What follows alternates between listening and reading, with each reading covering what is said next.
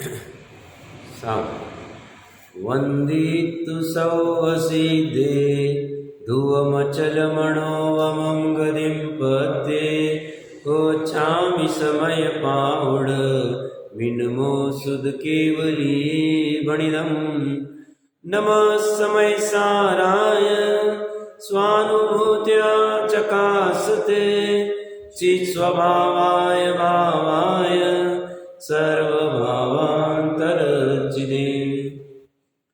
समय सार जी ग्रंथाधिराज के सर्वशुद्ध ज्ञान अधिकार से 320वीं गाथा जयसेन आचार्य देव की टीका के ऊपर चर्चा चल रही है। आचार्य देव कह रहे हैं शुद्ध ज्ञान, अभेद रूप से शुद्ध ज्ञान से परिणत जीव और शैव ज्ञानी, ये तीनों के तीनों जीव अकर्ता है, अभोक्ता है। किसके? तो कर्मों के प्रकरण के अनुसार और समस्त पर द्रव्य के अकर्ता है, अभोक्ता है। ये विस्तार से चर्चा चल रही है। और ये ज्ञानावरणादि कर्मों के उदय को, उनके बंध को, उनकी निर्जरा को, मोक्ष को मात्र जानते। जानना उनका जो कार्य है उपरति, मात्र जानने का काम जो है ज्ञान की पर्याय भली भांति कर रही। और श्रद्धा और चारित्र में उस अनुसार जिस जिस भूमिका में वैसा विकार नहीं। चौथे गुणस्थान में होगा तो अनंतानुबंधी का विकार नहीं है, चारित्र में श्रद्धा में तो विकार है ही नहीं, चलमल आगाड़ दोष को छोड़ दो। और शैव ज्ञानी है तो वहाँ तो पूर्ण वितरागता है, वहाँ तो कोई विकार भी नहीं, पर्याय में भी, परिणति में भी। हमने इसकी विस्तार से चर्चा की थी। आगे जो अभी कल तो अपने जो मोक्ष अधिकार की चूलिका जिसको जयसेन आचार्य देव कह रहे, उसका समापन तो हो गया था। और उसके बाद में उन्होंने कुछ विशेष चर्चा की है जो सभी बहुत अच्छी तरह से जानते हैं, बहुत बार पढ़ी सुनी भी होगी।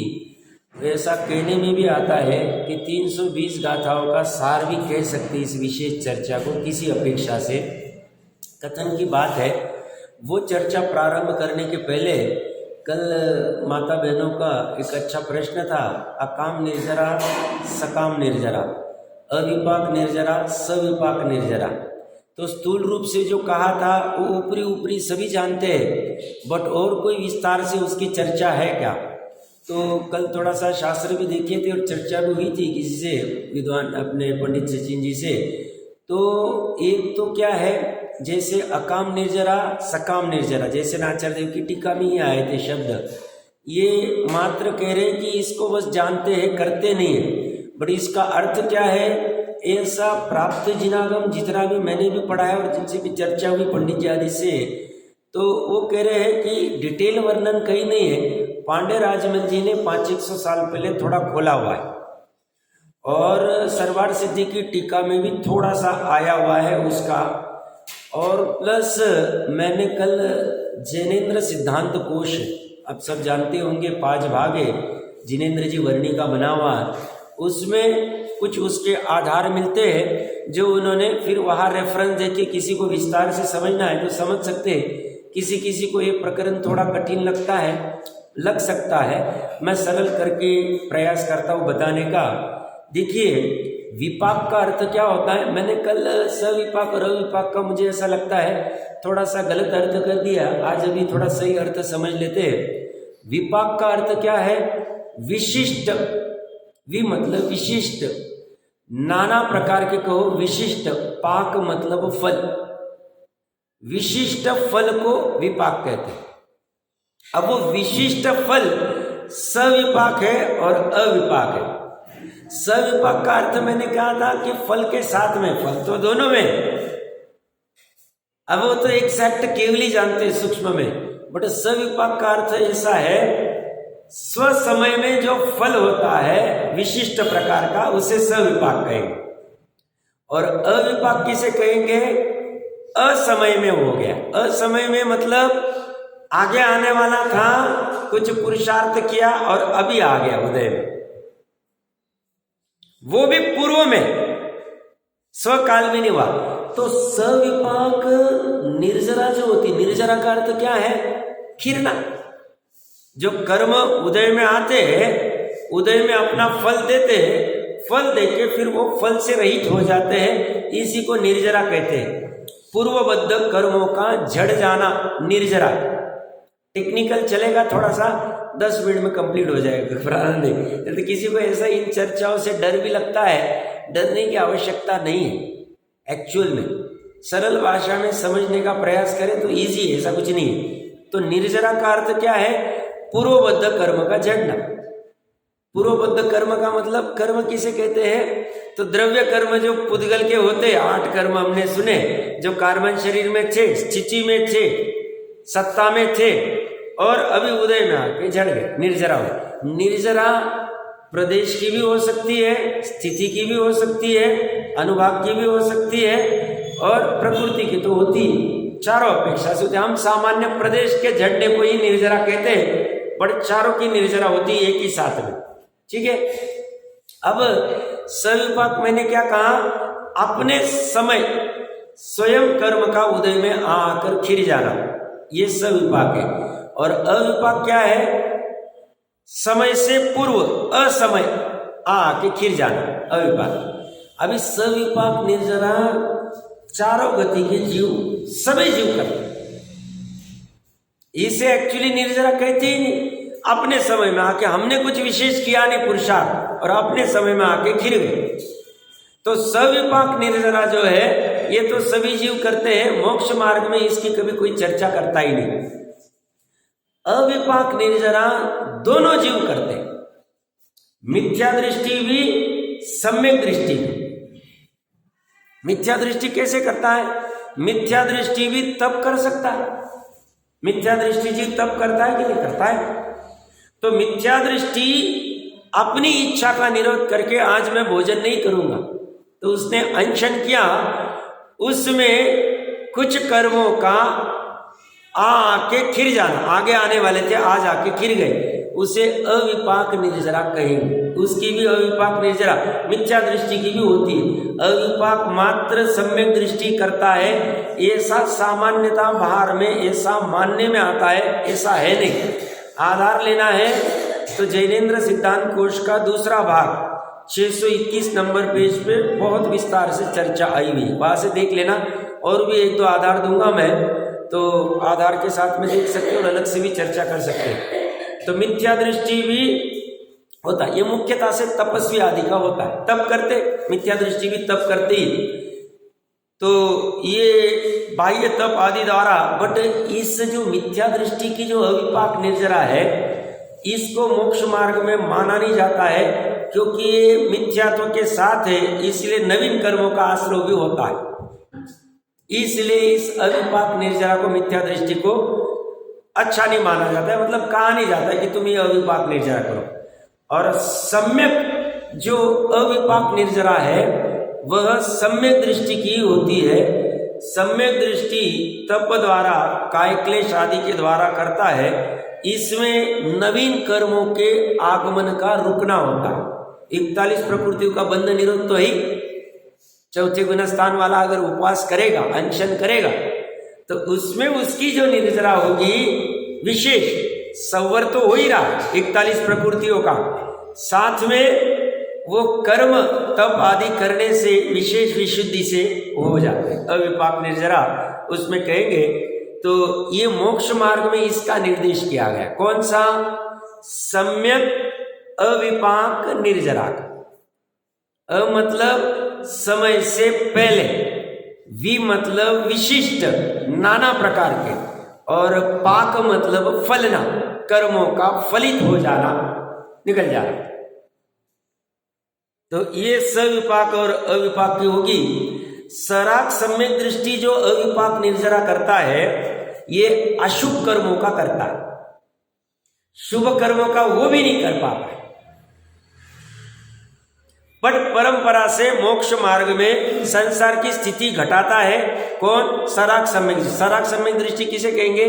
जो राग के साथ है, तो उसको वो परंपरा से मोक्ष को प्राप्त करेगा। और जो वितराग सम्यक दृष्टि है वह पुण्य पाप दोनों का नाश करता है, अविपाक निर्जरा। कौन? वितराग सम्यक दृष्टि, जो शुद्धोपयोग आदि में, ऐसा जीव उसी भोग में मोक्ष जा सकता है या जैसे भी रहेगा। तो ये वितराग सम्यक दृष्टि, सराग सम्यक, तो 2-3 मिनट में समराइज कर देता हूँ अविपाक और सविपाक को, फिर सकाम और अकाम को समझेंगे। निर्जरा मतलब क्या? कर्मों का झड़ जाना। पाक मतलब क्या? फल। वि मतलब क्या? विशिष्ट, नाना प्रकार के। और स मतलब स्वसमय में। और अ मतलब अविपाक मतलब अ मतलब असमय में, समय के पहले। ठीक है। सविपाक निर्जरा सभी जीवों की हो रही है, हमारी भी हो रही, हमारा भी जैसे भी उदय आ रहा है। और अविपाक निर्जरा जो होती है वह तपस्वी आदि की होती है, बट मिथ्या दृष्टि की भी हो सकती है, सम्यक दृष्टि की भी हो सकती है। मिथ्या दृष्टि की वो तप आदि करता है, बट वह इच्छा का निरोध नहीं कर रहा है, तो नवीन कर्म के आश्रय को भी करता है, इसलिए मोक्ष मार्ग में इसका निर्देश नहीं किया गया। इसलिए उसको कहते हैं बाल तप कर रहा है, अज्ञान तप कर रहा है। क्यों? खास फायदा नहीं होगा। और उससे विपरीत सम्यक अविपाक निर्जरा जो है, सम्यक दृष्टि करता है, वो इच्छा का निरोध कर रहा है, तो उसके संवर पूर्वक होती है, मतलब उसमें विशेष काय क्लेश आदि द्वारा रुक जाता है, आश्रय रुक जाता है नवीन कर्मों का, उसका नवीन कर्मों का आश्रय नहीं हो रहा है, तो ये अपेक्षा से उसको है। सराग सम्यक दृष्टि जो अविपाक निर्जरा करता है वो अशुभ कर्मों की करता है, शुभ की नहीं करता है, क्योंकि राग पड़ा हुआ है वाह, और राग से शुभ कर्म का आश्रय चल रहा है। और वितराग सम्यक दृष्टि शुभ और अशुभ दोनों की करता है। नए कर्मों का बंध नहीं बनेगा तो उसको निर्जरा नहीं बोलेंगे। नए कर्मों का बनेगा तो निर्जरा नहीं बोलेंगे उसको। नहीं, निर्जरा का अर्थ तो ये हो रहा है, जब वितराग सम्यक दृष्टि को जब निर्जरा होती है, हाँ, उसको नए बंध नहीं बनेंगे, उसके बाद उसको अपन कर्मों के नहीं, आपका प्रश्न नहीं समझ पा रहा हूं मैं। आप क्या कह रहे हैं? वितराग सम्यक दृष्टि, हाँ, तो वितराग में पता है कि नए कर्म नहीं बनेंगे, और जो कर्म आए वो खिल गए, निर्जित हो गए, और नए कर्म नहीं बनेंगे। हाँ।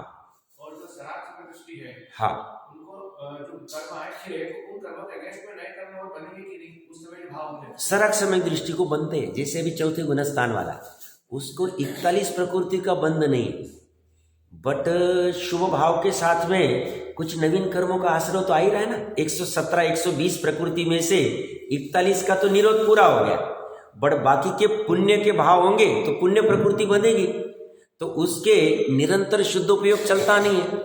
शुद्ध उपयोग रहेगा तो वितरागता रहेगी। अब उसका क्या है? श्रद्धा तो स्वभाव सन्मुख है, बट उपयोग तो बाहर है, शुभ और अशुभ उपयोग चल रहा है, तो शुभ और अशुभ उपयोग के निमित्त से कर्म का आश्रय तो होता ही, तो उतने प्रमाण में आश्रय तो चल ही रहा है, बट मुख्यतः से अशुभ घट रहे हैं, शुभ बढ़ रहे हैं, उसकी परिणति, ये वो कहना चाह रहे। अविपाक में मतलब निर्जरा में तो कर्मों का निर्जरा तो चल ही रही उसकी। जैसे कर्म रख के निर्जरा का 90 अधिकार में प्रकरण है, 10 प्रकार की निर्जरा कही है, इससे इसकी ज्यादा है, इससे इसकी ज्यादा है, इससे इसकी ज्यादा है, ये जो प्रकरण चलता है सम्यकत्व सन्मुख से भी चौथे गुणस्थान वाले की, ये जो प्रकरण है ना, ये निरंतर चलती रहती है। जैसे अपने को आश्चर्य होता है कि भरत जी ने दीक्षा ली और अंतर्मुहूर्त में केवल ज्ञान कर ली, अब गृहस्थ अवस्था में भी उनकी निर्जरा तो चली रही थी कर्मों। अपने को लगता है अंतर्मुहूर्त में कैसे क्या इतना सब खत्म हो गया, तो पूर्व में चली रही थी। शायद सम्यक दृष्टि थे तो उतने प्रमाण में उनकी चली रही थी ना, जितनी स्थिरता थी उतनी तो चली रही थी, ऐसा उस समय, बट उनकी सराग के साथ चल रही थी गृहस्थ अवस्था में, और मुनि बनने के बाद में श्रेणी चढ़ेंगे तो वितराग वाली है, शुद्धोपयोग वाली है, तो विशेष वाली होगी, ऐसा। तो ये सविपाक अविपाक की चर्चा होगी। अकाम निर्जरा और सकाम निर्जरा। सकाम निर्जरा में जैसे स्वामी जी आदि का कथन है पुरुषार्थ पूर्वक, और अकाम निर्जरा मतलब बिना पुरुषार्थ के, मतलब अभिप्राय में था नहीं और हो गया। अकाम निर्जरा ज्ञानी अज्ञानी दोनों की हो सकती, ऐसा नहीं कि सिर्फ अज्ञानी की अकाम निर्जरा होती। मतलब मैंने कल निर्धन व्यक्ति का उदाहरण दिया था, रास्ते पे कोई निर्धन बैठा है, 3 दिन से भोजन नहीं मिल रहा है, बट शांति से पड़ा हुआ है, इच्छा नहीं, खाने की इच्छा है बट मिल नहीं रहा है, तो ज्यादा आर्त ध्यान नहीं कर रहा है, तीव्र वाला मंद वाला कर रहा है, और मिला तो खा लेंगे, नहीं मिला तो ठीक है, अभी इच्छा तो है अभिप्राय में, तो उस जीव की वो अज्ञानी की होती, ज्ञानी की भी ऐसी ऐसी होती, चौथे गुण स्थान वाला है, उसकी इच्छा नहीं बट कुछ ऐसा प्रसंग आ गया और उसको करना पड़ रहा है, उस समय में भी उसकी अकाम निर्जरा हो सकती है अगर तीव्र अर्थ ध्यान आदि नहीं करे। इसलिए सर्वार्थ सिद्धि आदि में और राजवार्तिक आदि में अकाम निर्जरा की क्या मतलब परिभाषा की है, तो यहाँ पे वो राजवार्तिक में कहे अपने अभिप्राय से न किया गया भी विषयों की निवृत्ति या त्याग तथा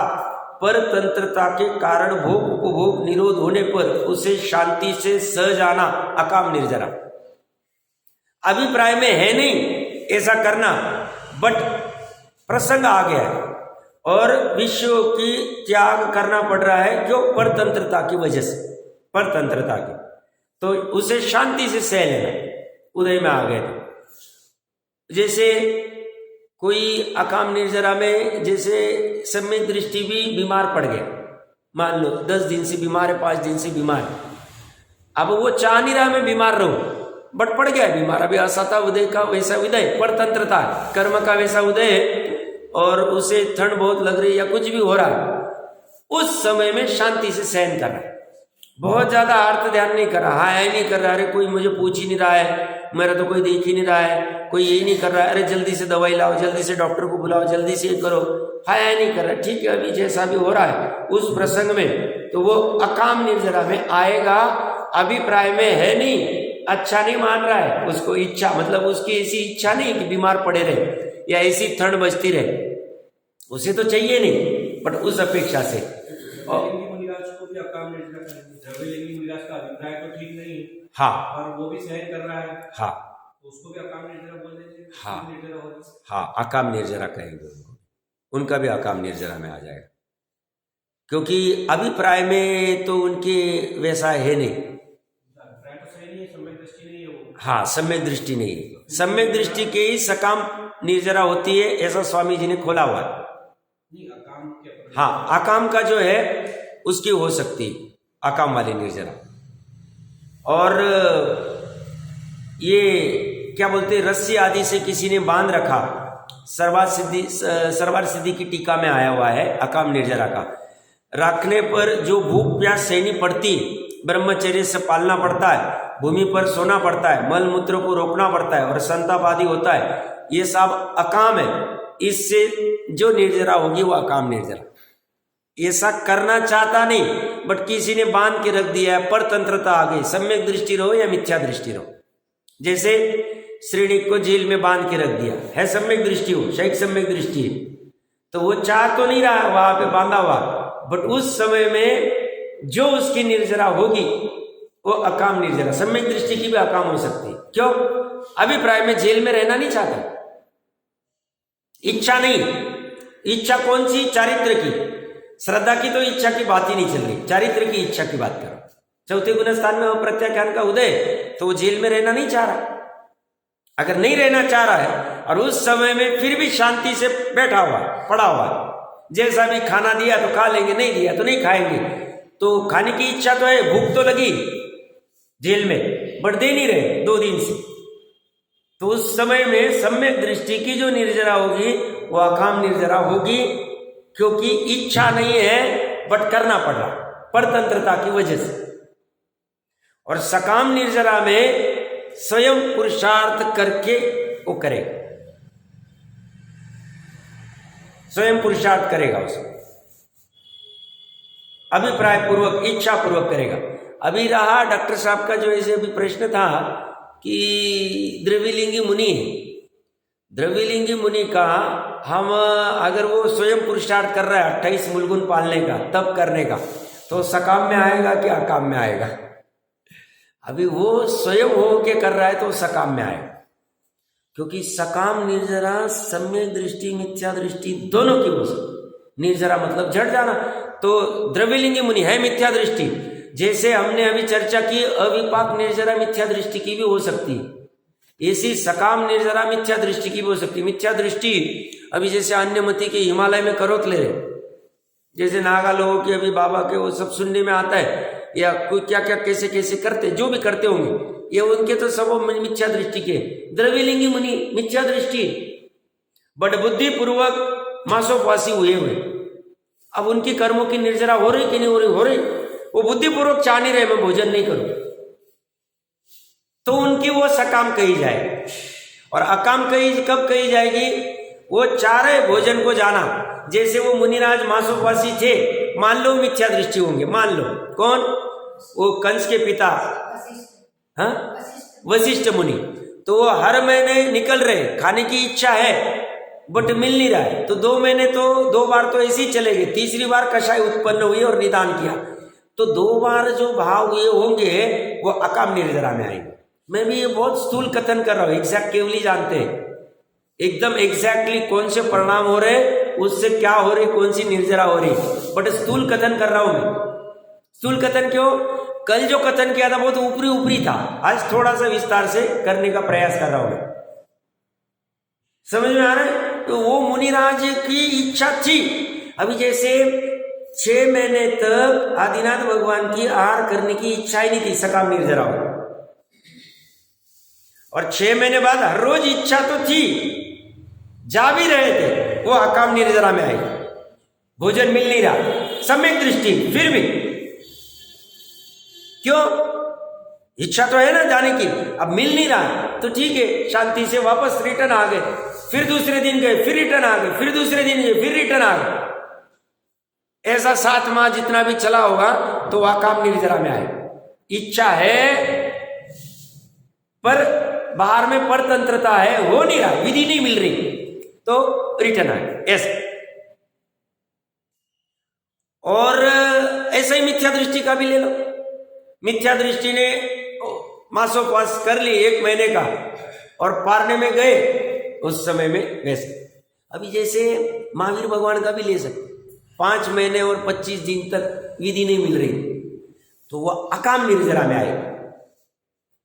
सकाम में तो क्या है, हम बुद्धिपूर्वक खाना ही नहीं चाह रहे, भोजन की आज चर्चा कर रहे हैं, और किसी का भी ले लो, भोजन ही नहीं करना चाह रहे, वो सकाम में आए। और अकाम में कौन सी आएगी? भोजन करना चाह रहे हैं, मिल नहीं रही विधि, वो अकाम में आए। अभी इसमें किसी को कोई शंका होगी तो आप पूछ सकते हैं, तो और कुछ चर्चा मतलब कर सकते हैं। हाँ, ये आपका कल का प्रश्न था, बराबर है, उसको समराइज करता हूं मैं। देखो, अविपाक कौन सी सकाम में ना, हाँ बराबर है। सकाम जैसे अविपाक का मैंने कहा मिथ्या दृष्टि भी कर सकता है, सम्यक दृष्टि भी कर सकता है, तप आदि के द्वारा। सकाम में भी वैसे देखा जाए तो डिफरेंस नहीं, डिफरेंस नहीं। हाँ, यही तो मैं कह रहा हूं, डिफरेंस नहीं। कल माता बहनों का प्रश्न था कि माइन्यूट डिफरेंस कुछ आएगा क्या, माइन्यूट गुणस्थान की अपेक्षा से या कुछ आएगा क्या, तो नहीं आएगा। स्वामी जी ने खोलते वक्त सकाम को मात्र सम्यक दृष्टि को ही कहा खोलते वक्त, बट शास्त्र आधार देखेंगे तो ऐसा आधार कहीं नहीं, शास्त्र आधार नहीं। हाँ,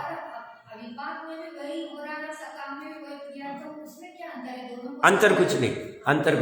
एक क्या किया, सकाम ये पुरुषार्थ अपेक्षा से कथन किया, जीव का पुरुषार्थ, और अविपाक में एक कर्म के झड़ने की अपेक्षा से बात की। तो एक द्रव्य कर्म की अपेक्षा से अविपाक निर्जरा कहा जाएगा, और जीव के पुरुषार्थ की अपेक्षा से सकाम कहा जाएगा, बस इतना सा फर्क पड़ेगा। बाकी गुणस्थान के अनुसार ऐसा कुछ खास फर्क नहीं पड़ेगा। हाँ, बाकी कौन से प्रकृति का कर सकता है नहीं कर सकता है, जो मैंने कहा वो थोड़ा सा फर्क पड़ेगा। आश्रव अभी मिथ्या दृष्टि के होते ही रहेंगे, तो सकाम में भी उसके आश्रव तो होता ही रहेगा, वो फर्क पड़ जाएगा। तो इतनी सी भर बात थी, तो अकाम की और इसकी भी बात अपनी हो गई। अंत में धवला जी के 14वें पुस्तक में भी विपाक और अविपाक का अर्थ आया हुआ है, वही के रेफरेंस से ले रहा हूं ये रेफरेंस जो है, ये अभी जो धवला जी का रेफरेंस मैं बता रहा हूँ, जैनेन्द्र सिद्धांत कोश तीसरा पुस्तक 556 नंबर पेज के ऊपर देख लेना चाहिए। वहां पे विपाक का अर्थ क्या किया? कर्मों के उदय और उदीर्णा को विपाक कह दी। विपाक कहो सविपाक कहो एक ही बात है।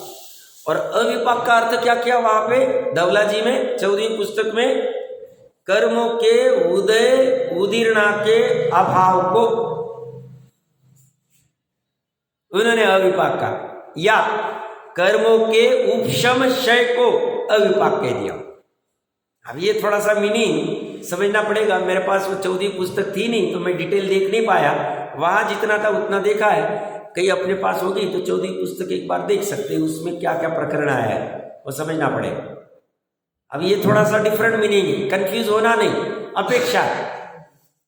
अपेक्षा उदय उदीर्णा के अभाव को अविपाक कहेंगे और उदय उदीर्णा को, कर्मों के उदय उदीर्णा को विपाक कहेंगे। तो कर्मों के उदय उदीर्णा के अभाव में या उपशम मतलब होने नहीं देना, उदय में आने नहीं देना, बैठा देना, ये हो गया अविपाक पुरुषार्थ। या फिर क्षय कर दिया, उदय अभावी क्षय। तो फिर किसी को प्रश्न होगा शैवशम में क्या लेंगे? चलो उदय उदीर्णा समझ गई, उपशम क्षय समझ गया, शैवशम में क्या लेगा? तो शैवशम में दो चीजें होती, उदय अभावी क्षय और सद अवस्था रूप उपशम। तो उदय अभावी क्षय वहां आ जाए,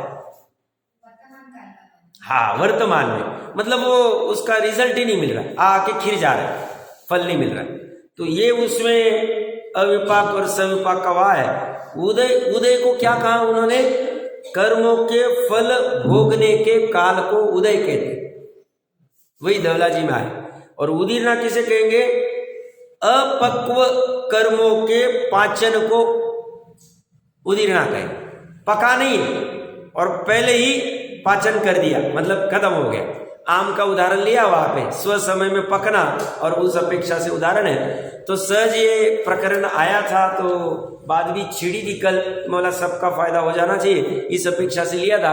अपने मेन प्रकरण पे आ जाते हैं, 581 नंबर पेज। इसमें किसी को कोई शंका? ये प्रकरण जो अभी चला ठीक है, हाँ 581 नंबर पेज पे यहाँ कुछ विशेष कहते हैं।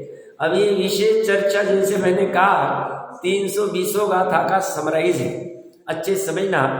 ये समझने के पहले हमने पंचभाव का वैसे तो थोड़े समय पहले लिया था शाम में, तो बहुत से लोगों को पता भी होगा 5 भाव क्या होते हैं, सुना भी होगा, नहीं सुना होगा तो 2-3 मिनट के लिए उसकी चर्चा कर देता हूँ। देखिए पूरे विश्व में 6 द्रव्य, ठीक है, 6 द्रव्य में से 5 जड़ द्रव्य है और 1 जीव द्रव्य है। फिर संख्या अपेक्षा से अनंत और वो सब उसमें उलझना नहीं चाहता हूँ। 5 जो अजीव द्रव्य जड़ द्रव्य है उसमें से 4 जो है धर्मास्तिकाय, अधर्मास्तिकाय, आकाश और काल, ये चारों द्रव्य एक ही भाव में परिणमित होते, इनके भाव बदलते नहीं। अनादिकाल से जिस भाव रूप परिणमित हो रहे हैं वर्तमान में भी उस भाव रूप ही परिणमित हो रहे हैं और अनंत काल तक उस भाव ही होंगे। उनके भाव को पारणामिक भाव कहते हैं। स्वभाव भाव रूप ही परिणमित होते हैं, विकार रूप विभाव रूप उनका परिणमन होता ही नहीं। तो ये 4 तो हटी गए। अपन तो जीव पे ही मेन चर्चा चलेगी, बट ये भी चर्चा समझ में होनी चाहिए, क्योंकि ये भाव नहीं समझे तो वो प्रकरण नहीं समझ में आएगा। और जो 5वां पुद्गल है, पुद्गल के 2 प्रकार के भाव होते हैं, एक पारणामिक भाव और एक औदैहिक भाव। उसमें इसके अलावा कोई तीसरा भाव नहीं है। पारणामिक भाव जो है ये परमाणु में ही होता है, और परमाणु जब किसी स्कंद से जुड़ जाता है या बहुत सारे परमाणु मिलके स्कंद बन जाता है तो उनका औदैहिक भाव होता है, उदय का भाव कहते हैं। वैसा उनका उदय, क्योंकि 2 या 2 से ज्यादा परमाणु का मिलना या कोई स्कंद में परमाणु का आके जुड़ जाना, स्कंद रूप हो जाना, तो उस समय में वो है पर्याय। क्योंकि द्रव्य किसे कहेंगे? वो द्रव्य नहीं, स्कंद ये द्रव्य नहीं। द्रव्य किसे कहना? जिसका अस्तित्व अनादिकाल से अनंत काल तक रहता है उसको द्रव्य कहेंगे। बट इसका अनादिकाल से अस्तित्व नहीं, ये तो 5 साल पहले फैक्ट्री में बना हुआ है और 10, 20, 25 साल रहेगा, फिर खत्म हो जाएगा, जल जाएगा, टूट जाएगा, फूट जाएगा, कुछ भी हो जाएगा, व्हाटएवर। और ये सिर्फ पुद्गल में ही होता है। इसलिए अपना शरीर से लेके मोबाइल आदि से लेके सब जितनी वस्तुएं 5 इंद्रियों को दिखती है सब पुद्गल की है, स्कंद है, सादी शांत है, द्रव्य नहीं है, पर्याय है। बट इनको भी द्रव्य कहने में आता है उपचार से, क्योंकि परमाणु दिखता नहीं तो इसको उपचार से द्रव्य कहने में आता है, द्रव्य पर्याय। तो ये जब स्कंद रूप होता है तब उसका औदैहिक भाव होता है। उस समय में परमाणु में जैसा भाव रहेगा उससे थोड़ा बदलाव आ जाता है। इसलिए तो जब बहुत सारे परमाणु मिलके कार्बन वर्गना बनते तो उनका भाव अलग है, आहार वर्गना का भाव अलग है, मनोवर्गना का भाव अलग है, द्रव्य तेजस वर्गना का भाव अलग है और भाषा वर्गना का भाव अलग है। हर एक का भाव अलग अलग है, ये फर्क पड़ जाता। आहार वर्गना में भी औदैहिक वर्गना का भाव अलग है, वैक्रियक का अलग है, आहार वर्गना का अलग है, श्वासोश्वास का अलग है।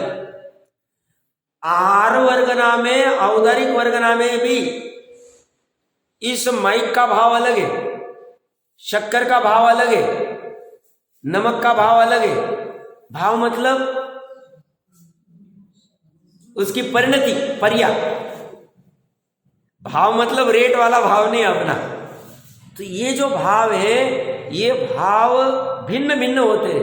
परमाणु में ऐसे भाव नहीं होंगे, शक्कर में जैसा भाव है वैसा परमाणु में नहीं होगा। स्कंद बनने के बाद हो जाए, पर्टिकुलर फैक्ट्री की प्रोसेसिंग करावे गन्ने को तो बन जाए। प्रकरण कहां से चल रहा है? तो ये 5 द्रव्य जो है उसमें 4 के पारणामिक भाव, पुद्गल के 2 भाव होते हैं। औदैहिक, औदैहिक क्या है? उसकी ऐसी उदय, उदय में जो होवे वो औदैहिक। सहज बात परिभाषा करनी, सिर्फ सिंपल परिभाषा। अब आते हैं जीव के ऊपर। जीव के 5 प्रकार के भाव होते हैं। 5 भाव में से हमने सुने भी होंगे, औपशमिक भाव, शैक्षमिक भाव, शायिक भाव, औदैहिक भाव और पारणामिक भाव, ये 5 भाव। इन 5 भाव में से 4 भाव जो है पारणामिक को छोड़ के ये पर्यायगत है और पारणामिक भाव ये द्रव्यगत है। द्रव्य जो 4 भाव है यह कर्म के उदय, उपशम, क्षय, शैक्षम के निमित्त में होते हैं। उनका निमित्त होता ही होता है जब जब ये भाव होंगे तब। औदैहिक भाव किसे कहेंगे? कर्म का उदय वहां, द्रव्य कर्म का उस समय में उसके निमित्त से, ये निमित्त है, ये करा नहीं रहा, ये जड़ है, पुद्गल है, उसके निमित्त में जीव के जो भाव हुए उसको कहेंगे औदैहिक भाव। फिर औदैहिक भाव के 21 भेद है, और शास्त्र से देखना, ज्यादा टेक्निकल लेंगे तो सब भाग जाएंगे, बोलेंगे ये सब नहीं चाहिए हमें। तो टेक्निकल जब कभी अलग से लेना है तो देख लेंगे, एक बार तो हो ही गया अपना। औपशमिक भाव किसे कहेंगे? कर्म का उपशम होना, नीचे बैठ जाना, मतलब उदय में नहीं आना, उदय उदीरना कुछ नहीं होना, नीचे बैठ गया। जैसे जल में भस्म नीचे बैठ गई, उस समय जीव के जो भाव होंगे उसे औपशमिक भाव कहेंगे। इसके भी 2 भेद। फिर शैक्षमिक भाव क्या है? कुछ का क्षय, उदय अभावी क्षय, सदअवस्था रूप उपशम, क्षय प्लस उपशम इज इक्वल टू शैक्षम। मतलब कुछ नीचे बैठे, अभी नहीं आएंगे, बाद में आएंगे उदय में, और मतलब जब उनकी योग्यता होगी, और उदय हो रहा है और फिर जा रहा है, फल नहीं दे रहे, और जो वेदन हो रहा है वह देशघाती प्रकृति का हो रहा है, देशघाती स्पर्धक का हो रहा है। देशघाती स्पर्धक क्या है? जो पूरा घात नहीं करता, थोड़ा ही घात करता है, वो सब अलग से देख लेंगे। तो ये जो स्थिति बनती है क्षयक्षम भाव वाली, उस समय जो भाव होता है उसे कहेंगे क्षयक्षम वाला भाव। इसके 18 भेद है।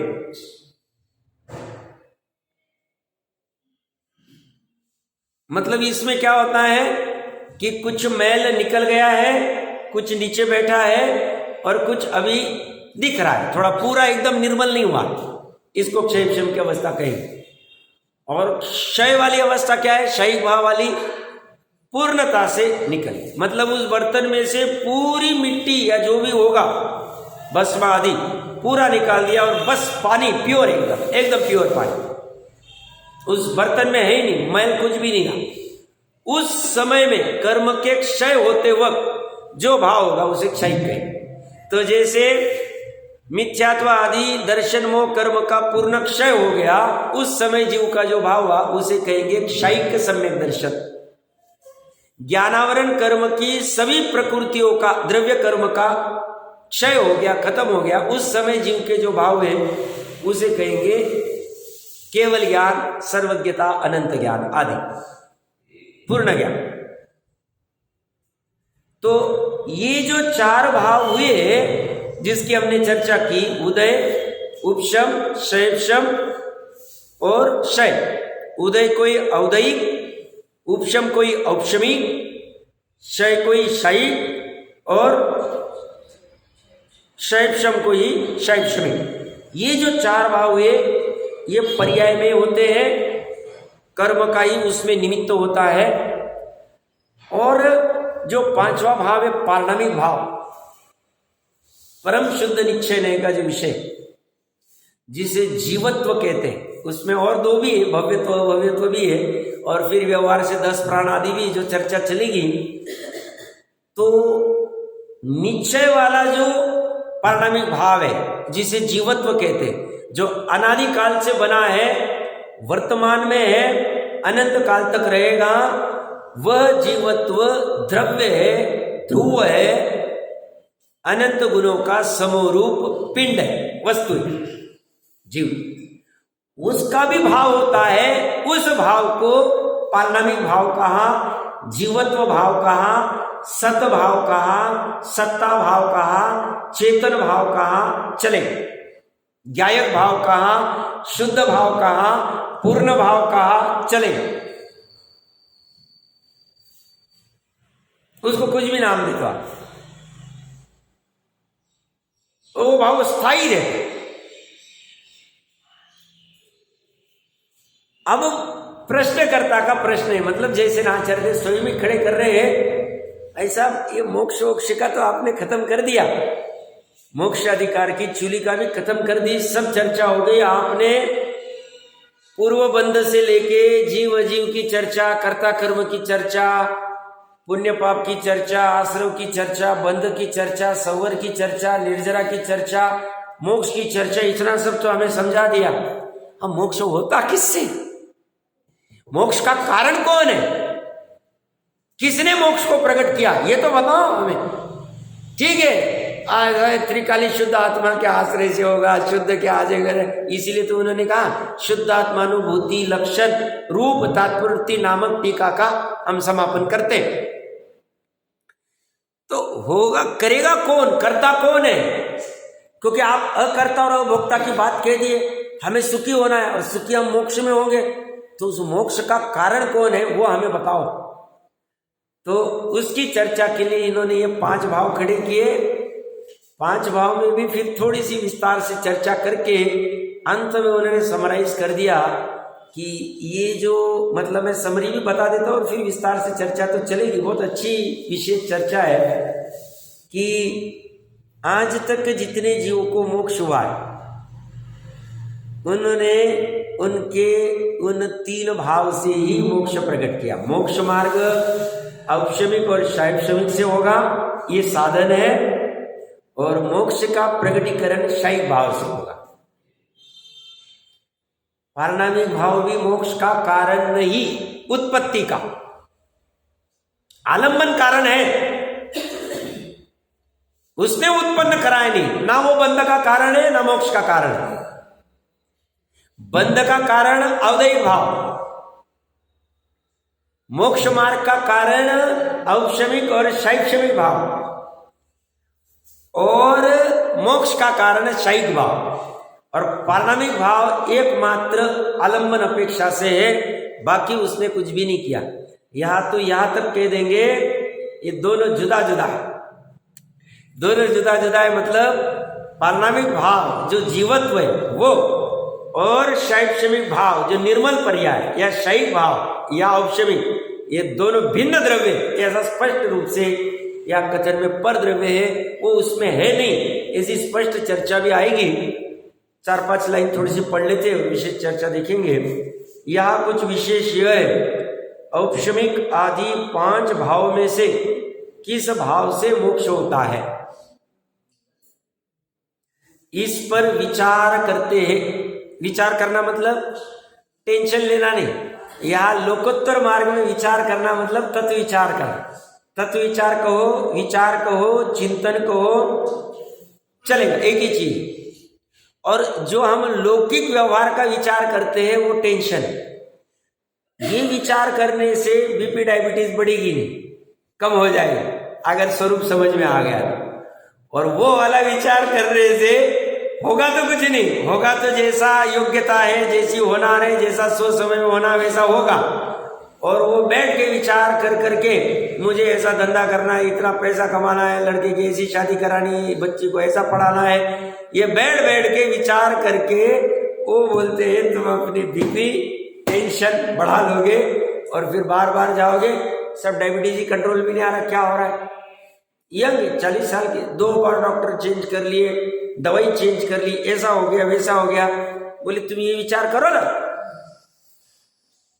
सुख का विचार करो। सुख और मोक्ष एक ही चीज है, मोक्ष सुख ख।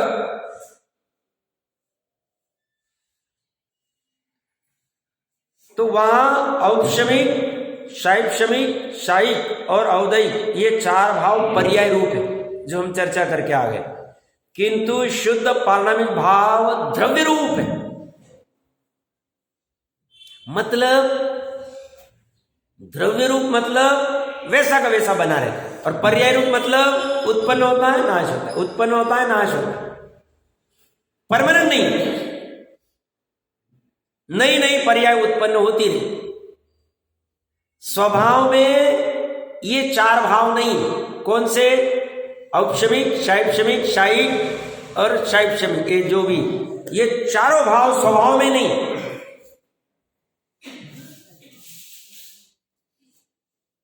स्वभाव किसे कहेंगे? त्रिकालिक। क्षणिक स्वभाव को स्वभाव कहना नहीं, क्षणिक तो स्वयं नाश होने वाला, उसको कहा स्वभाव कहे।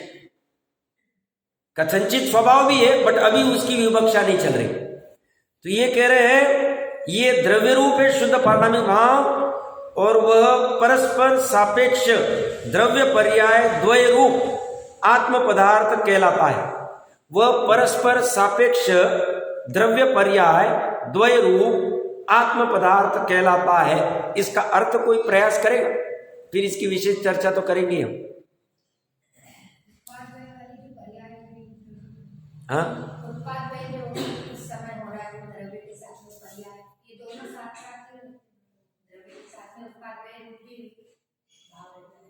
हाँ। और देखिए क्या कह रहे हैं, वह परस्पर। मैं ये बीच बीच में इसीलिए पूछता हूं, आप लोग भी अलग अलग से पढ़ते होंगे, ऐसे पढ़ने का ट्राई करें, तोड़ तोड़ उसका भाव पकड़ने का प्रयास करना, ये क्या कहना चाह रहे हैं। क्योंकि आगम के हर वचन में, हर पद में अनंत अर्थ भरे हुए, कल्पना नहीं कर सकते हम, बस हमें निकालते आना चाहिए।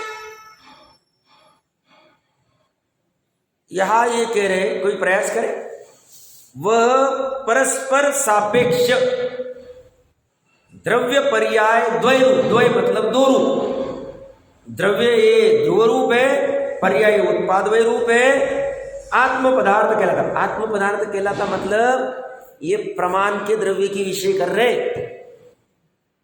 किसी ने एकांत नहीं करना कि मैं तो मात्र सिद्ध समान शुद्ध पारमाणिक भाव हूं और मेरे में पर्याय आदि है ही नहीं। ऐसा करेगा तो वो एकांती हो जाएगा। और कोई त्रिकाली स्वभाव को मानता ही नहीं, मात्र क्षणिक स्वभाव को मानता है, मैं तो सिर्फ राग द्वेष करने वाले स्वभाव वाला हूं, ऐसा कोई मान बैठे तो वो भी एकांती। ये कह रहे आत्म पदार्थ किससे बना है? आत्म पदार्थ किसको कहलाएंगे? तो वह परस्पर सापेक्ष, दोनों को एक दूसरे की अपेक्षा है। दोनों को एक दूसरे की अपेक्षा मतलब हाँ, द्रव्य पर्याय का आधार है और पर्याय से ही उसका द्रव्यपना समझ में आता है, जानने में आता है। तो इसलिए ये परस्पर सापेक्ष द्रव्य पर्याय द्वय रूप, दो रूप आत्म पदार्थ कहलाता है। तो आत्म पदार्थ मतलब ये पूरा प्रमाण का विषय, और उसमें से ये पारणामिक भाव ये अंश है, शुद्ध पारणामिक, ये पूरी वस्तु नहीं है, क्योंकि पारणामिक भाव में, शुद्ध पारणामिक भाव में मतलब मात्र अनंत गुण और उसके समरूप द्रव्य, उसमें पर्याय नहीं। और उत्पादवय वाली पर्याय जो चार भाव रूप है वो मात्र उत्पाद वाली, उसमें द्रव्य नहीं, वो भी अंश है, पर्याय भी अंश और अनंत गुणों का समरूप दृष्टि का द्रव्य कारण परमात्मा भी अंश। ये दोनों अंश मिलके आत्म पदार्थ बना है। एकांत नहीं करना, और एकांत करोगे तो या तो बौद्ध बन जाओगे क्षणिक वाला, उसमें स्थिर को मानते ही नहीं, या तो मात्र स्थिर अद्वैत ब्रह्म मानने के उससे भी एकांत हो जाएगा। हम शादवादी है, हम प्रमाण को समझते हैं और ये वस्तु को, पूरा वस्तु को समझकर फिर हमारा फायदा किससे होगा, किसके आलम्बन से हम सुखी होंगे, वो समझ के उसका आलम्बन ले लेते, हम सुखी हो जाते। तो उसकी वो रीति क्या है वो हम विस्तार से चर्चा करते हैं।